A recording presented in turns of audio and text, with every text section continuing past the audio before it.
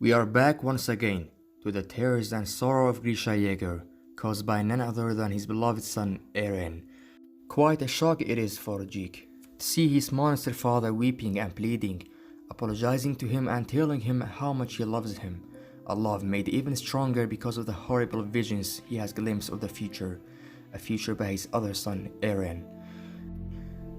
As emotions mingle and tears flow, while Jeek is shocked and sad, and his father in terror and mental agony, there stands Eren, quite callous and indifferent. For someone who used to be easily prompted to anger and upset over any injustice, he seems quite unabated with going forward with his evil plans. This show used to have heroes and villains, or anti-heroes, but now everything is foggy. At first, I was against Jeek's plan for euthanization, unlike Armin, thought Eren was just playing along and had a better plan secretly. But now Eren is the villain or anti-hero, confirming what the whole world thinks of Eldians. Should we keep being like the good-hearted fellow Armin is, and still wait for a grand, just, and secret plan to unravel, or should we brand Eren the new villain?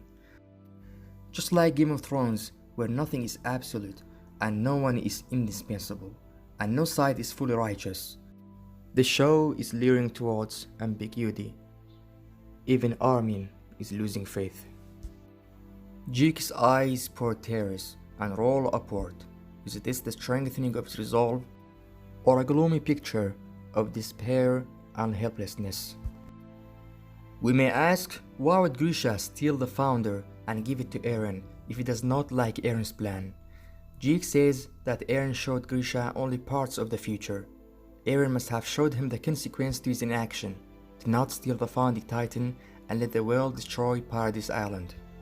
Still, between destroying his homeland and world annihilation, I'm not sure why would Grisha choose the latter.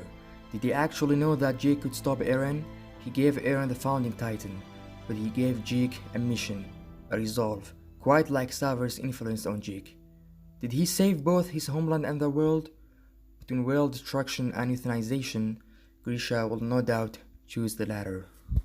It comes as a surprise for us that Ymir was actually not an Eldian, but a slave to the Eldians, which were a barbarian tribe.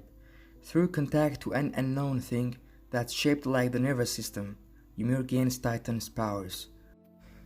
The Elden King then uses Ymir and her daughters to dominate other tribes, and especially the vile Marley. Ymir in this sense seems a lot like Mikasa is to Eren, always doing whatever they tell them to do so, and even sacrificing themselves in order to save them.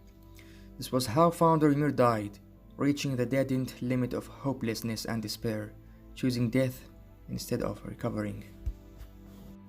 This brings into question as to why Ymir kept being a slave in the timeless realm of the paths. Another intriguing point here is that why would Ymir yield to the Talk no Jutsu of Eren? And yeah, Eren apparently knows Talk no Jutsu too, just like Naruto. Then why would Ymir yield to Eren, if what Eren wants is essentially what the Elder King wanted? Domination, annihilation, and world submission. Eren has now convinced Ymir and obtained Founder's power, unhindered by Jeek. In my opinion, Ymir has chosen a new master. She is still a slave. So Ymir spends eternity in the Path's realm, creating titans from the sand, and because it's timeless, she can take however long she needs, and when done, the titans appear in a flash in the real world. Another question here is that, how did Ymir and her daughters transform into a titan in flash? Who was the other one at the Paths when Ymir was still alive? Are Eldians the only people who can inherit titans? We have established that Ymir was a slave to the Eldians and the Eldian King. Then how did the Eldians mix and inherit the power of Ymir's descendants to transform into titans? All we can do is wait and see.